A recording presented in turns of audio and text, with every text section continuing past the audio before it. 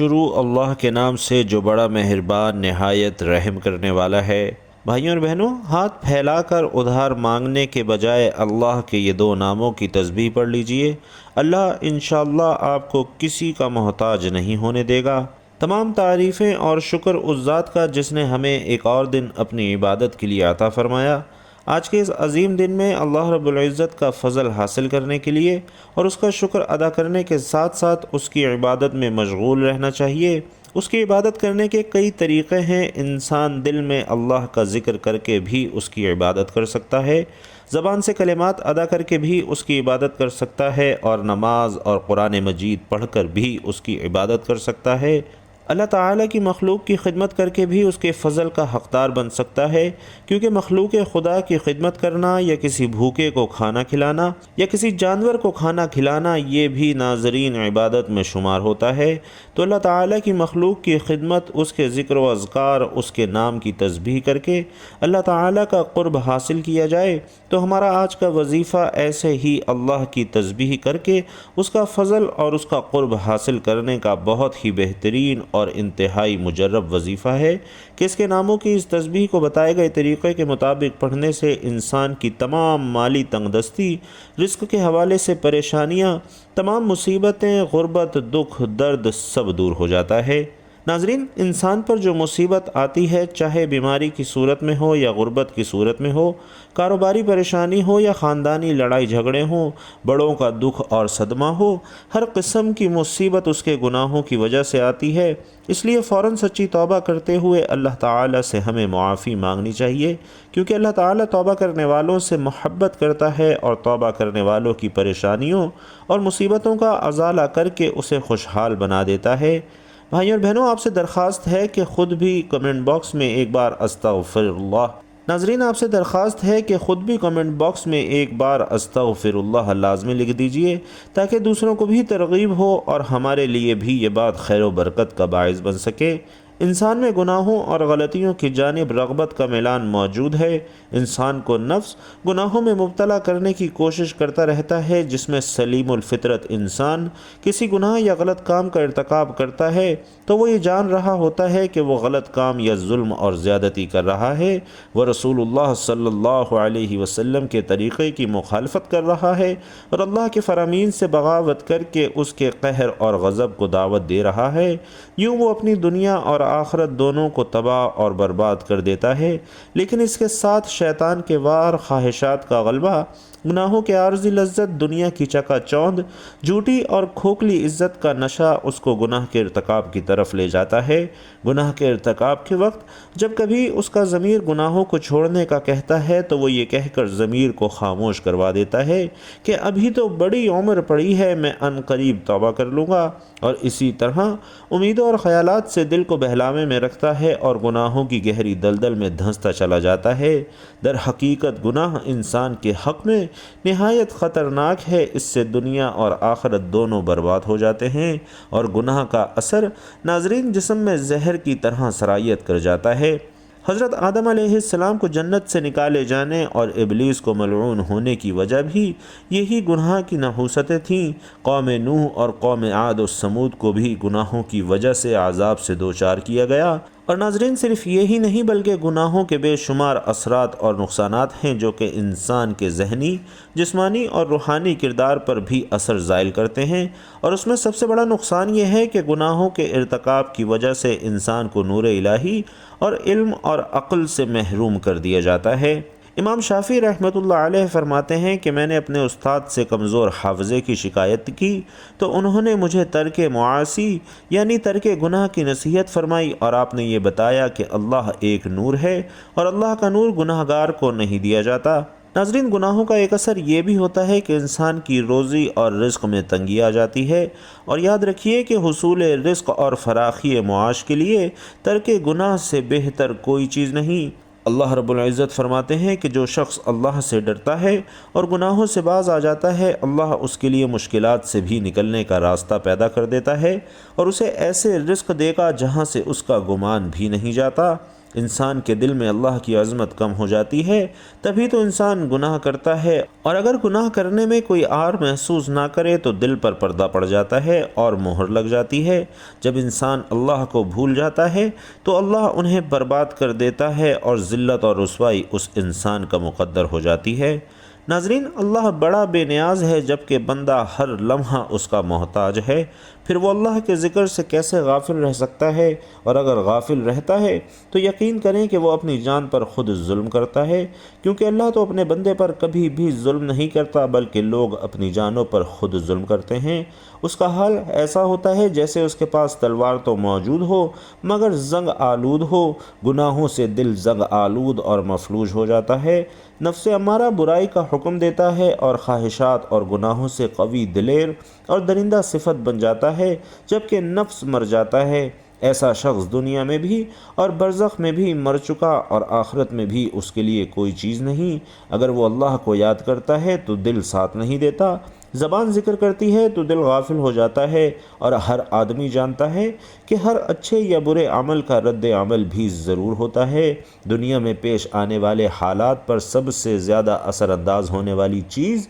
انسان کے اپنے اچھے یا برے اعمال ہیں، جن کا براہ راست تعلق اللہ کی خوشنودی اور ناراضگی سے ہے۔ کسی واقعے اور حادثے کے طبی اسباب جنہیں ہم دیکھتے، سنتے اور محسوس کرتے ہیں، وہ کسی اچھے یا برے واقعے کے لیے محض ظاہری سبب کے درجے میں ہیں۔ سادہ لوگ حادثات اور آفات کو صرف طبی اور ظاہری اسباب سے جوڑتے ہیں اور اسی اعتبار سے ان کو حوادث سے بچاؤ کی تدبیر کرتے ہیں، جبکہ شرعی تعلیمات کی روشنی میں بحیثیت مسلمان ہمیں یہ اعتقاد رکھنا ضروری ہے کہ یہ سب کچھ اللہ کے حکم اور امر سے ہوتا ہے، جس کا عقل اور حواس خمسہ کے ذریعے ادراک کرنے سے ہم قاصر ہیں۔ وحی الہی اور انبیاء علیہم السلام کے ذریعے اللہ تعالیٰ نے جزا اور سزا کا جو نظام ہمیں سمجھایا ہے وہ ہمیں غیبی نظام کے بارے میں آگاہ کرتا ہے، اور وہ یہ کہ کسی بھی واقعے اور حادثے کا اصل اور حقیقی سبب اللہ کی رضامندی اور ناراضگی ہے۔ اللہ تعالیٰ نے حالات کو خواہ اچھے ہوں یا برے انسان اعمال سے جوڑا اور وابستہ فرمایا ہے، چنانچہ انسان کے نیک اور برے اعمال کی نوعیت کے اعتبار سے احوال مرتب ہوتے ہیں۔ صحت و مرض، نفع و نقصان، کامیابی اور ناکامی، خوشی اور غمی، بارش اور خشک سالی، مہنگائی، امراض، زلزلہ، طوفان، سیلاب وغیرہ۔ ناظرین، یہ سب ہماری ہی بدعمالی کا نتیجہ ہوتے ہیں، اور ان سب احوال کے ظاہری اسباب چاہے کچھ بھی ہوں مگر حقیقی اسباب ہمارے نیک اور بد اعمال ہوتے ہیں۔ ناظرین کرام، اسی طرح کے خوفناک واقعات انفرادی ہوں یا اجتماعی دراصل اللہ تعالیٰ کی طرف سے الارم ہوتے ہیں تاکہ انسان اپنے اعمال کا محاسبہ کرے اور کوئی اس کی غفلت دل کو جنبش دینے میں کامیاب ہو جائے۔ جب بھی میں کہتا ہوں کہ اللہ تعالیٰ ہمارا حال دیکھ اور حکم ہوتا ہے، اپنے نامہ اعمال دیکھ، دنیا میں پیش اچھے یا برے واقعات سے حاصل ہونے والا انسانی تجربہ بھی اسی بات پر شاہد ہے کہ ہمارے سارے لوگ اور قوموں پر اللہ تعالیٰ کی نافرمانی کی وجہ سے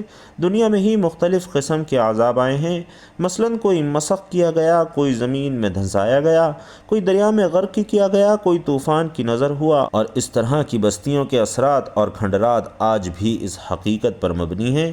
اللہ تبارک و تعالیٰ نے قرآن مجید اور حضور علیہ السلام نے احادیث مبارکہ میں اعمال کی حسب نوعیت اس بات کو جیسی کرنی ویسی بھرنی کے مختلف پہلوؤں اور طریقوں سے بیان فرمایا ہے، اور امت کو بدعمالیوں کے برے نتائج سے آگاہ فرما کر اصلاح کا حکم دیا ہے۔ چنانچہ کچھ غلطیاں ہوتی ہیں جو رزق کم کرنے کا باعث بنتی ہیں اور ان مشکلات کا شکار رہتے ہیں۔ تو ناظرین، آج ہم آپ کو ایسی چیزوں کے بارے میں بتا رہے ہیں کہ وہ کون سی عام غلطیاں ہیں جو ہمارے رزق میں مشکلات پیدا کر دیتی ہیں اور اللہ تعالی ہمارا رزق کم کر دیتا ہے۔ احادیث مبارکہ کی روشنی میں پتہ چلتا ہے کہ کس وجہ سے اللہ تعالی انسان کا رزق کم کر دیتا ہے۔ اس کے بعد کچھ ضروری کام کرنے ہوں گے جو آپ کے لیے انشاءاللہ آسانیاں پیدا کریں گے۔ جتنے چاہے کر سکتے ہیں، اللہ تعالیٰ کا نام لیں، اللہ تعالیٰ سے مانگتے رہیں تو بے شمار نعمتیں اللہ پاک آپ کو عطا فرمائے گا۔ تو ناظرین، سب سے پہلا عمل یہ کہ جوتے پہن کر یا کھڑے ہو کر یا ننگے سر کھانا کھانا رزق میں کمی کا باعث بنتا ہے۔ بہت سے لوگ جوتے پہن کر کھانا کھا رہے ہوتے ہیں یا جلدی جلدی میں کھڑے ہو کر کھانا کھا رہے ہوتے ہیں، جبکہ بہت سی ایسی خواتین بھی دیکھنے کو ملتی ہیں جو کہ ننگے سر کھانا کھا رہی ہوتی ہیں۔ مثلاً ہمارے گھروں کی عورتیں بھی ننگے سر کھانا کھا رہی ہوتی ہیں اور کھانا دے بھی رہی ہوتی ہیں۔ اور ناظرین، یہ ہمارے گھروں میں رزق کی تنگی کا ایک بہت بڑا سبب ہے، جبکہ دوسری وجہ یہ ہے کہ بیت الخلاء میں ننگے سر جانا بھی ہمارے رزق میں کمی کا باعث بنتا ہے۔ عام طور پر دیکھا جاتا ہے کہ جب خواتین بیت الخلاء جاتی ہیں تو ان کا سر ننگا ہوتا ہے، اور یہی ننگا سر ان کے رزق میں تنگی کا باعث بنتا ہے۔ اس بات سے خواتین اور حضرات کو گریز کرنا چاہیے، کیونکہ اس سے رزق میں تنگی پیدا ہو جاتی ہے۔ ایک زمانہ تھا جب مہمانوں کو رحمت سمجھا جاتا تھا، مگر آج کل کے دور میں مہمانوں کو زحمت سمجھا جاتا ہے۔ یہ عادت، یہ سوچ، یہ خصلت بھی گھروں میں، معاشرے میں رزق کی تنگی کا باعث بن رہی ہے، بلکہ بن چکی ہے۔ تو ہمیں چاہیے کہ ہم مہمان کو رحمت سمجھیں، کیونکہ مہمان اللہ پاک کی طرف سے رحمت لے کر آتا ہے۔ بعض چیزیں چونکہ شریعت میں ہیں تو اس میں چونکہ ایسے مراحل آتے ہیں کہ ہر شخص اس کا متحمل نہیں ہو سکتا۔ ناظرین، یہ کچھ ضروری باتیں تھیں جو میں نے آپ سے عرض کی، آپ انہیں سمجھیں اور ان پر عمل کریں۔ تو بھائیوں اور بہنوں، آج کا وظیفہ اللہ تعالیٰ کے بابرکت ناموں کا وظیفہ ہے۔ ان ناموں کو پڑھنے سے اللہ تعالیٰ خوش ہوتا ہے، اور آپ کے جتنے بھی مسائل ہیں، بڑی سے بڑی مشکل ہو یا بڑی سے بڑی پریشانی ہو، آپ کی کوئی بھی حاجات ہوں یا مراد ہوں، اللہ تعالیٰ کے ان ناموں کا وظیفہ پڑھ کر اللہ تعالیٰ سے جو بھی مانگیں گے، انشاءاللہ اللہ تعالیٰ آپ کو وہ ضرور عطا کرے گا۔ آپ کو کسی سے ادھار مانگنے کی ضرورت نہیں پڑے گی، کسی کے آگے ہاتھ پھیلانے نہیں پڑیں گے۔ اللہ تعالیٰ کے بے شمار نام ہیں، اور سارے نام ہی شان اور عظمت والے ہیں۔ ان میں سے ایک نام اللہ کا ذاتی نام ہے، باقی سب صفاتی نام ہیں، اور ان ناموں کے ساتھ اللہ کو پکارو، یعنی اللہ تعالیٰ کو اس کے ہر نام کے ساتھ پکارنا درست ہے۔ حضرت ابو ہریرہ رضی اللہ تعالیٰ عنہ روایت کرتے ہیں کہ رحمت دو عالم صلی اللہ علیہ وسلم نے ارشاد فرمایا کہ بے شک اللہ تعالیٰ کے 99 نام ہیں، جس نے ان کو یاد کیا یا ان کو پڑھا یا ان کے معنی جانے اور ان پر عمل کیا، وہ جنت میں داخل ہوگا۔ بلا شبہ اللہ رب العزت کی عبادت اور معرفت کا جذبہ اور حوصلہ انسانی فطرت اور طبیعت کا خاص طور پر ایک حصہ ہے، اور یہی وجہ ہے کہ اس دنیا کے انسان نے اپنے خالق و حقیقی مالک کے وجود کو دیکھا تو نہیں، لیکن اس کے باوجود جب کبھی اس کی زندگی میں کوئی خوشگوار واقعہ پیش آتا ہے تو عموماً جبین انسانی میں سجدہ شکر مچلنے لگتا ہے، اور جی چاہتا ہے کہ اس اندیکھی غیبی ہستی کا شکر ادا کرے۔ اور ایسے ہی جب کوئی ناگوار حادثہ پیش آتا ہے تو انسانی ہاتھ اسی نادیدہ ذات کی طرف بے اختیار بڑھتے ہیں، اور آنکھیں اپنے عجز کے اظہار میں اشکبار ہو جاتی ہیں، اور یہ اسی کا نتیجہ ہے کہ دنیا کی تاریخ کا کوئی زمانہ اور کائنات کا کوئی خطہ خدا پرستی کے اس فطری جذبے سے خالی نہیں رہا۔ ہمیشہ سے دنیا میں آنے والے اسی کو یاد کرتے ہیں اور پکارتے ہیں۔ اللہ رب العزت کو ہر اس نام سے پکار سکتے ہیں جو کہ اس کے شایان شان ہوں۔ اللہ رب العزت کو ہر قوم اور مذہب کے لوگوں نے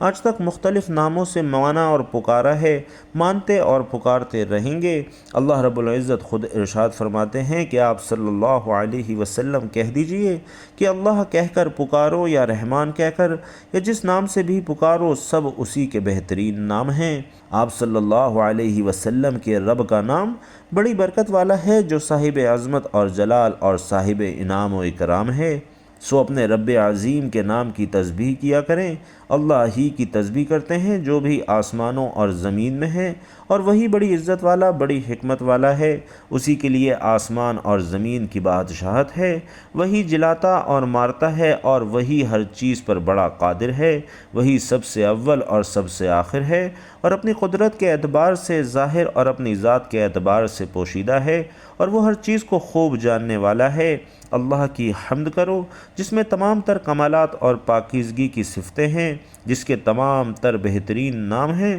جو تمام تر نقصانات سے پاک ہے۔ اس کی اولاد نہیں، اس کا شریک نہیں، وہ واحد ہے، احد ہے، صمد ہے۔ نہ اس کے ماں باپ ہیں، نہ اولاد ہے، نہ اس کی جنس کا کوئی اور ہے، نہ وہ ایسا حقیر کہ کسی کی حمایت کا محتاج ہو یا وزیر و مشیر کی اسے حاجت ہو، بلکہ تمام چیزوں کا خالق و مالک صرف وہی ہے، سب کا مدبر مقدر وہی ہے، اسی کی مشیت تمام مخلوق میں چلتی ہے۔ وہ وحدہ وحدہ لا شریک ہے، نہ اس کی کسی سے بھائی بندی ہے اور نہ وہ کسی کی مدد کا طالب ہے، تو ہر وقت اس کی عظمت، جلالت، کبریائی، بڑائی اور بزرگی بیان کرتے رہو، اور مشرکین جو تہمتیں اس پر باندھتے ہیں تو اس سے ان کی ذات کی بزرگی، بڑائی اور پاکیزگی بیان کرتے رہو۔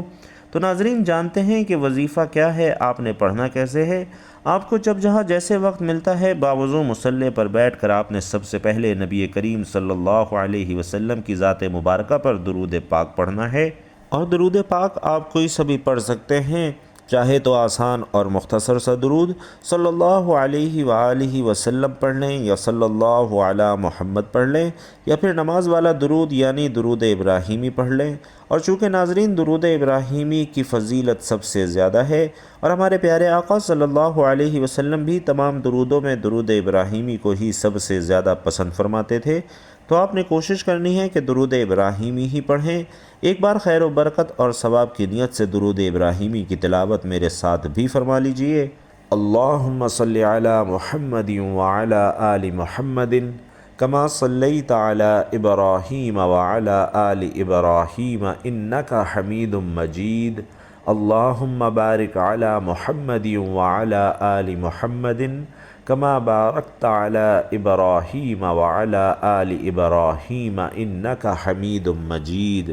تو درود پاک پڑھنے کے بعد آپ نے سب سے پہلے اپنے مقصد کی نیت کرنی ہے، اور جب آپ نیت کر لیں تو آپ نے ایک بار اعوذ باللہ من الشیطان الرجیم بسم اللہ الرحمن الرحیم پڑھ کر وظیفے کا آغاز کرنا ہے۔ اور ناظرین سب سے پہلے نمبر پر جو وظیفہ آپ نے پڑھنا ہے وہ وظیفہ ہے یا مسبب الاسباب کا۔ یا مسبب الاسباب کا مطلب ہے اے اسباب پیدا کرنے والی ذات، تو اگر آپ بے روزگار ہیں، روزگار کے انشاءاللہ بہترین اسباب بن جائیں گے۔ اگر آپ کا کاروبار بالکل ٹھپ ہو چکا ہے تو یا مسبب الاسباب پڑھنے سے آپ کا کاروبار انشاءاللہ ترقی اور عروج پر پہنچ جائے گا، یا آپ کا جو بھی مقصد ہے انشاءاللہ یا مسبب الاسباب کے اس وظیفے سے پورا ہو جائے گا۔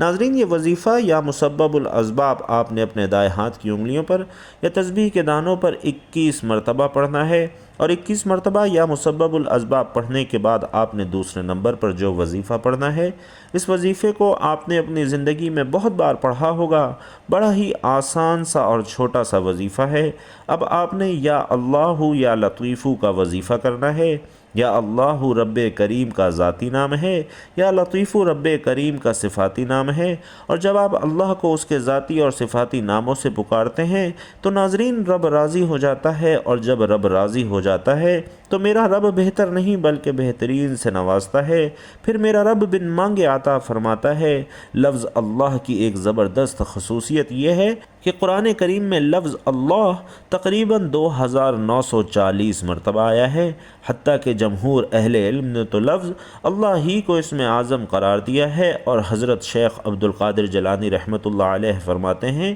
کہ اگر لفظ اللہ زبان سے اس حال میں ادا کیا جائے کہ دل میں اللہ تعالیٰ کے سوا کچھ نہ ہو تب لفظ اللہ اسم اعظم بن جاتا ہے۔ لفظ اللہ تو ایسا بابرکت نام ہے کہ اگر خدا نخواستہ غفلت کے ساتھ لیا جائے تب بھی برکت سے خالی نہیں ہے، پھر عظمت کے ساتھ لینے کی سوچئے کہ کیا فضیلت ہوگی۔ اسی طرح یا لطیف کو بھی اسم اعظم کہتے ہیں، اور اس کی لطافت یہ ہے کہ بعض اوقات بندہ یا رزاقو کرتا ہے تو اللہ تعالیٰ بندے کو رزق عطا فرما دیتا ہے، لیکن یا لطیفو کی طاقت یہ ہے کہ جو بندہ یا لطیفو پڑھتا ہے تو اللہ تعالیٰ آسانی کے ساتھ رزق عطا فرماتا ہے۔ یا لطیفو اللہ کے خوبصورت ناموں میں سے ایک نام ہے، اور اس کا مطلب ہے نرم، اور ایک حدیث میں حضور نبی کریم صلی اللہ علیہ وسلم فرماتے ہیں کہ اللہ نرم ہے، اور وہ نرم کو وہ دیتا ہے جو سخت کو نہیں دیتا۔ اور یہ حدیث دوسروں کے ساتھ اللہ کے ساتھ ہمارے معاملات میں نرمی کی اہمیت پر زور دیتی ہے۔ وہ ہمیں یہ بھی یاد دلاتے ہیں کہ اللہ کی صفت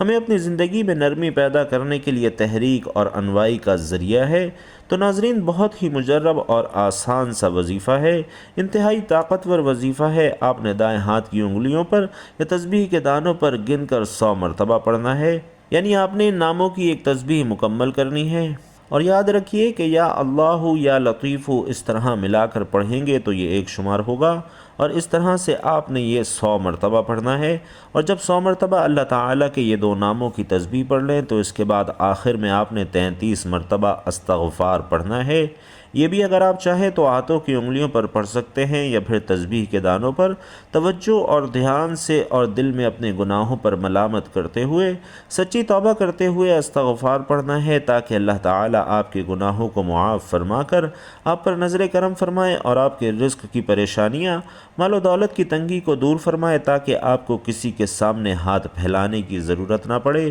کبھی در در بھٹکنے کی ضرورت نہ پڑے۔ ناظرین، جب اللہ کی تسبیح بیان کی جائے تو اللہ اس بندے سے راضی ہو جاتا ہے اور اسے وہ سب کچھ عطا فرماتا ہے جس کی وہ خواہش رکھتا ہے۔ تو آپ نے اپنے وظیفے کو اپنے گناہوں اور غلطیوں کوتاہیوں کی وجہ سے زائل نہیں کرنا، آخر میں استغفار کا ذکر لازمی کرنا ہے اور اس کے بعد درود شریف پڑھنا ہے جتنا وظیفہ شروع کرنے سے پہلے پڑھا تھا، اور پھر اللہ تعالیٰ سے اپنے مقاصد، اپنی خواہشات، اپنی مرادوں کے لیے رو رو کر گڑ گڑا کر دعا مانگنی ہے۔ انشاءاللہ اس عمل، اس تسبیح، اس وظیفے سے اللہ تعالیٰ آپ کو وہ سب کچھ عطا فرمائے گا جو آپ اللہ سے مانگیں گے، کیونکہ جب اللہ تعالیٰ کو مبارک ناموں سے یاد کیا جاتا ہے، اس کا ذکر اور اس کی تسبیح کی جاتی ہے، تو اللہ تعالیٰ اس پڑھنے والے بندے کی طرف متوجہ ہو جاتا ہے اور فرشتوں کو حکم دیتا ہے کہ میرے اس بندے کی تمام خواہشات کو پورا کر دو۔ اللہ رب العزت سے دعا ہے کہ نیکی کی بات ہم سب کو سننے، سمجھنے اور اس پر عمل کرنے کی طاقت اور توفیق مرحمت فرمائے۔ میرا سنانا اور آپ کا سننا اپنی بارگاہ میں قبول و منظور فرمائے، آمین یا رب العالمین۔ ناظرین کرام، آخر میں آپ سے گزارش ہے کہ اپنے رزق میں وسعت اور برکت کے لیے یا اللہ یا لطیف کمنٹ باکس میں ضرور لکھتے جائیے گا۔ اللہ تعالیٰ آپ سب کا حامی و ناصر ہو، آمین یا رب العالمین۔